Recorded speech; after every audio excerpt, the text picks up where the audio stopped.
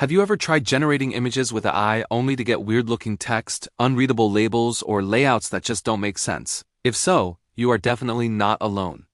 A lot of people feel disappointed with AI image results.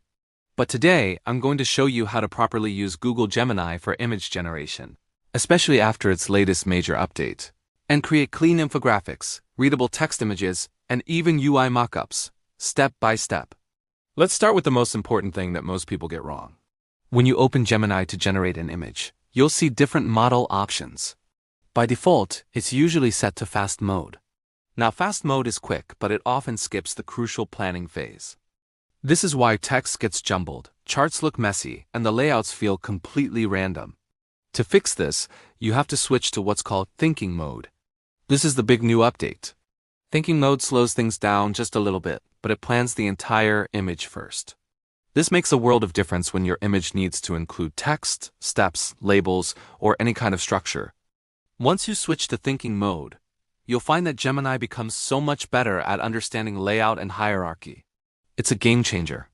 Now let's talk about prompts, because this is where most results are won or lost.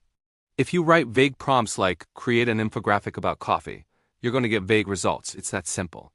Gemini works best when you guide it clearly. A good prompt should always include 5 key things.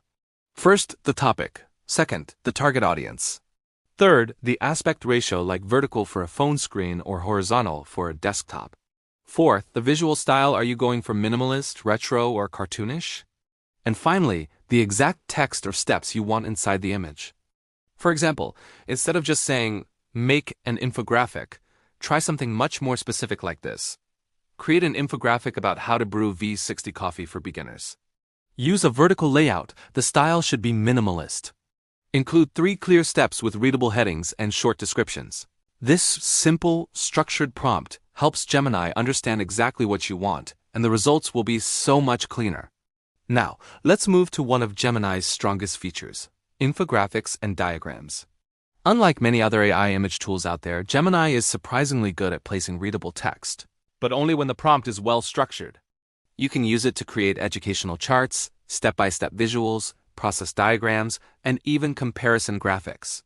This makes Gemini an incredibly useful tool for bloggers, educators, marketers, and fellow YouTube creators.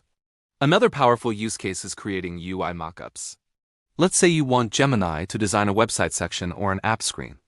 The trick here is not to write everything in one long, rambling sentence. Instead, organize your prompt into sections. Describe the context first, like what the app or website is about. Then, list your requirements clearly. For example, dark mode, a hero section with a headline, a call to action button, and a feature grid below it. Finally, mention what kind of output you want, like a high-resolution UI mockup. This structured approach helps Gemini avoid those broken placeholders and messy layouts we all hate. Of course, no tool is perfect, so let's talk about some common issues you might face. Sometimes Gemini will refuse to generate images with realistic human faces.